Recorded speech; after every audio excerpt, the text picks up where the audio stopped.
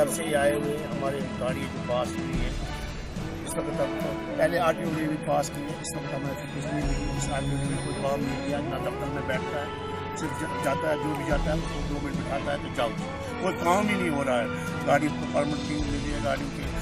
Licence नहीं हो रहे हैं ड्राइवर के, गाड़ी जो पास हुई है 6 महीने 3 महीने की पास हुई है गाड़ियाँ, हमने गाड़ी पास कर सकता फिटनेस नहीं हमारे, खुदा ना खासा कोई एक्सीडेंट हो जाए कौन जवाब देगा। कितने टाइम से आपके ये कागजात जो बंद है? तकरीबन 3-4 महीने से है जी, जब से ये RTO आया हुआ है तब से हमारे कागज हमारी कंप्लीट है ही नहीं, गाड़ियाँ इनलीगल चल रही है इस वक्त बगैर फिटनेस से। RTO का क्या कहना है, उसने क्यों कागजात जो और काम ही नहीं कोई करता है, उसकी कुछ समझ नहीं है, उसके ट्रांसपोर्ट के चक्कर में है, किसकी के चक्कर में है, तो काम ही नहीं कर रहा है, अब डिक्टेटरशिप कर रहा है, वो मानता ही नहीं किसी।